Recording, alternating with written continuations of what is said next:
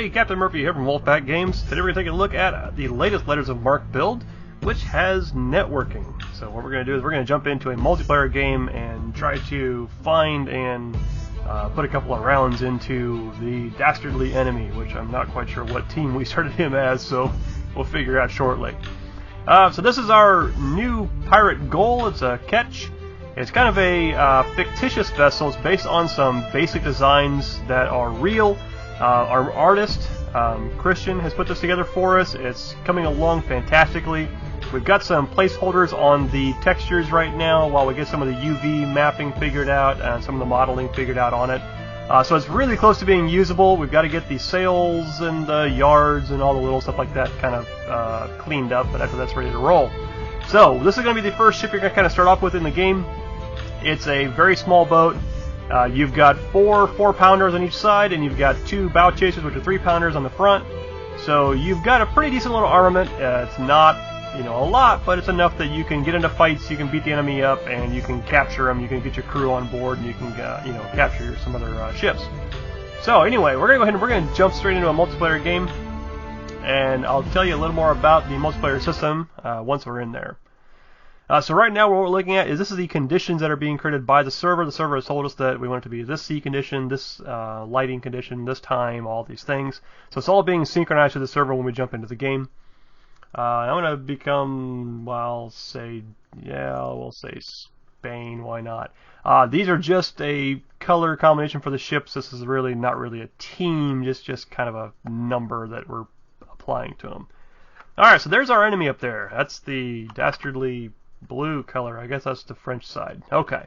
Now we're going to go ahead and put our sails all the way to full. And we're going to try to catch up to them and do a little fun stuff like, ram into them and things like that. The camera controls have been modified a little bit. This is like very, very early placeholder camera systems.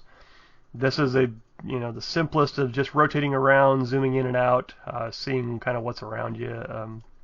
The next version we've got a plan to allow the angle up and down to be changed, and we're also going to give the option to have follow cams and fly cams, things like that.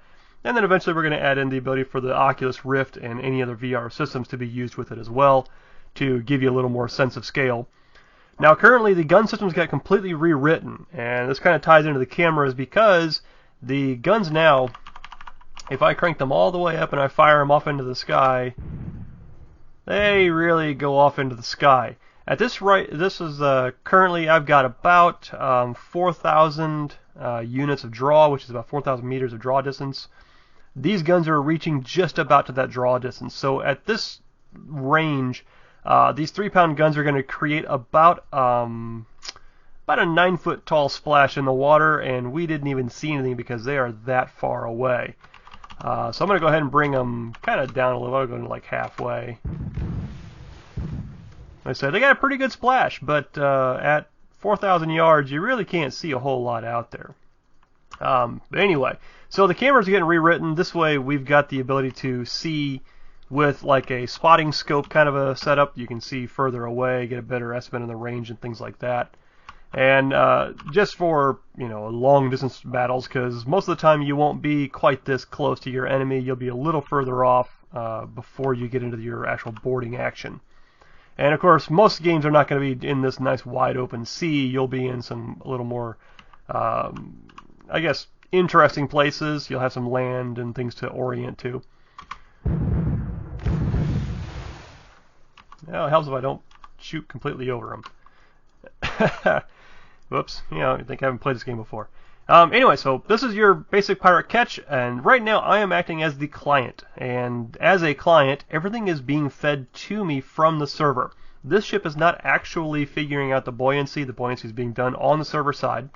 So this computer here that's running this is my server machine, and it's acting as the controller for all the buoyancy, all the wind interactions. All that goes through the server, and it controls everything. All it's feeding to me is where should I be at this time. So that way we know approximately where the client needs to be at. And so when we fire a gun, like if we actually fire our cannons here, when we fire them, what's actually being done is it sends it to the server and says, I want to fire my guns. The server responds with, here's the guns you're going to fire and here's when to fire them. And this way we're not having to pass over every single instance of the firing. The randomization is determined on the initial fire scheme and then passed out to all the clients as one single package. Rather than sending out, like with the Victory, you'd have 45 separate packages going out at a time. Instead, we only send out the one package, and it tells it when the guns are going to fire. And because we know where the ships are going to be at, essentially what happens is these guns that are firing on the client side are really kind of eye candy. They're firing, but what damage they show on this side may not be fully accurate to what the server side actually had happen. And the only reason I say this could be not fully accurate is if you've got a really bad amount of lag. Let's say you're running very close to 1,000 milliseconds of ping, which you probably shouldn't be playing online games at that point. But you can play with a second lag. What will end up happening is your guns may not look like they fired and hit something, but in reality a couple of them could have, or vice versa, because the server actually does all the calculations for damage and the impacts and all that stuff. So what's being fed back to the clients is what actually has occurred. So you may not see the damage occur on your side, but the server may have. Now this is not going to be very common. Like I say, unless you're running, seconds of lag, that's not going to be an issue. So anyways, this is just kind of the basics of it. We're going to test this system out. This is not going to, like I said, it's not going to be the final system, but we wanted to test this to see how accurate it really was going to be by comparison. And we've been doing some tests with different amounts of lag to see how far off it really is going to be. But like I say, we'll get around to it. We'll see what it looks like. For the most part, we've run systems side by side with some simulated ping issues, simulated packet dropping, things like that. And it's about 99% accurate to what you're expecting. So what you see and what's happening are pretty much the exact same thing. It's not far enough off that you'd actually notice for the most part. So now it looks like I've gotten a couple of good hits on the enemy ship over there. Nothing really destructive, but I have gotten a couple of hits in. So the next thing I want to show you is that we've got physics interactions working, and like I say, everything's server authoritative. So what I'm doing on this side is actually not being calculated physically. It's just being, sent to me from the server. So what I've been telling the server is, here's where I want my rudder, here's where I want my sails. The server then responds with, here's where your position is, with those settings. And in the case that I decide to leave the game, because it's a server authoritative system, the ship is still there. It's not going to instantly disappear. I'm not going to, my ship's not going to go away immediately. So if somebody gets, pissy because you're beating them and they rage quit, you're not going to worry about their ship disappearing and you're not going to get any points for it.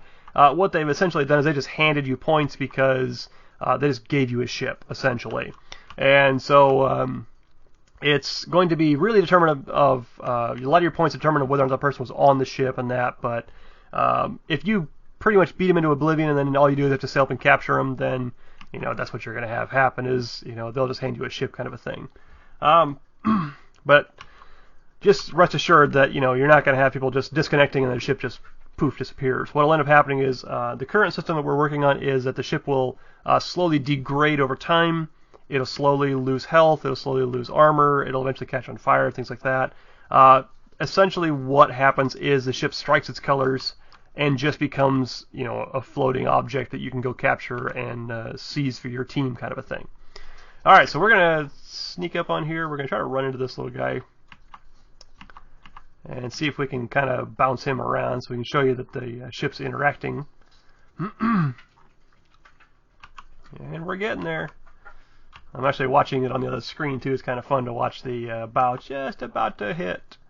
All right, and we've got contact. I'm going to put a full rudder and we're going to pit maneuver him. Spin him around a little bit. All right, rudder midship, and away we go. And while we're out here, might as well go ahead and rake our stern. Nice, got a couple of good hits in. See the wood go flying. Now the particles actually do interact with the water now, so as the particles go flying, when they splash down, they actually make a splash in the water. The particle effects, the cannon effects, all this has now been modified so that it runs on an LOD system, and that way we're not rendering these high detail particles at long ranges. We're gonna kind of render a much less heavy version the further away you get. Once I can get some footage of actual players in here, you'll be able to see some of the sound upgrades and modifications we've made. So that way the gun sounds, as they get further away, actually have delay before the guns get to the camera. Might be able to hear it here. Yep, you actually can. Alright, here, I'm going to do another one here. I'm just going to fire my guns off into the air.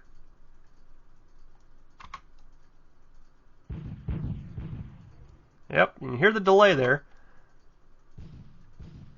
Yeah, pretty cool. So it's more realistic. Most of the time the guns were firing at a rate that put them just below the speed of sound.